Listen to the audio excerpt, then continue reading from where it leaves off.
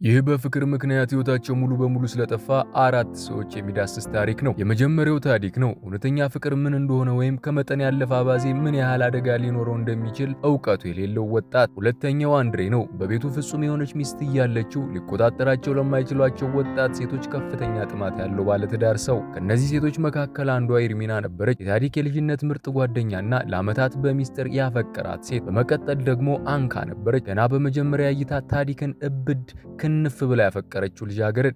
ታሪክን ይከተላል። ነገር ግን እውነተኛው አሳዛኝ ነገር ምን መሰላችሁ? አንካ ያንን ሁሉ ጊዜ በዝምታ ታፈቅረው ነበር። ይህም ታሪክ ደግሞ በደስታ ያልቅም። የሚያበቀው ልብ በሚሰብር ጸጸት ነው። ታሪክ ሙሉ በሙሉ በዓላማዋ ተጠምዶ አባዜ ሆናበት ነበር። ኤርሚላ ለሱ ሁሉ ነገሩ ነበረች። ምርጥ ጓደኛው፣ ህልሙና ድክመቱ። ግንኙነት የማይችል መሆኑን ያውቅ ነበር። እሷ እንደሱ አይነት ስሜት እንደሌላትም ጭምር። ነገር ግን ሊለቃት አልቻለም። በውስጡ ግን አንድ ቀን በመጨረሻ እሱን እንደምትመርጠው ያምን ነበር። ኤርሚና ታሪክ ምን እንደሚሰማው ለረጅም ጊዜ ጠንቅቃ ታውቅ ነበር። ነገር ግን እሱም በዚያ መንገድ አታየውም ነበር። ለሷ ይህ ዝም ብሎ ስህተት ነው። እናም ብትፈልግ እንኳን አትችልም ነበር። ቀድሞውኑ ባለትዳር በሆነው በአንድሬ ወጥመድ ውስጥ ወድቃ ስለነበር። አንድሬ እሷን አይወዳትም ነበር፣ ይጠቀምባታል እንጂ። አንድ ቀን ሁሉም ነገር እስኪፈራርስ ድረስ በገንዘብ በትኩረትና በከንቱ ተስፋዎች ይቆጣጠራት ነበር። ታዲክ አንድሬን ከሌላ ሴት ጋር እርቃኑን ሆኖ በስሜት ተውጦ ምንም ሳይጸጸት በድንገት ያገኘዋል። ያ ቅጽበት በታሪክ ውስጥ አንድ ጨለማ ነገር ሰበረ። በከፍተኛ ቁጣና ተስፋ መቁረጥ ስሜት አንድሬን በገንዘብ አፓርታማ ውስጥ ዘጋበት። ኤርሚናን ለማዳን ብቸኛውን መንገድ ይህ እንደሆነ ተረዳ። በመጨረሻም በትክክል ተሳካለት። ነገር ግን ታዲክ አእምሮውን እያጣ በነበረ ወቅት ሌላ ሰው እሱ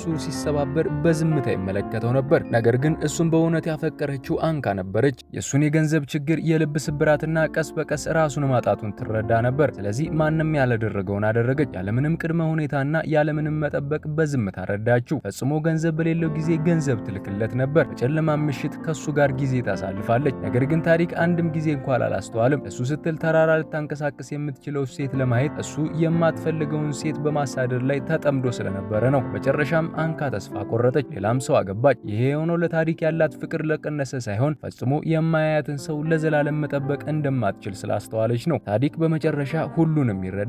ነገር ግን ይሄ የሆነው በጣም ከረፈደ ነበር። እውነተኛ ፍቅር ታማኙን፣ ታጋሹንና በእውነት የሚያስብለትን ለዘላለም አሳጣው። አንዳንድ ስህተቶች መልሰን ማስተካከል አንችልም።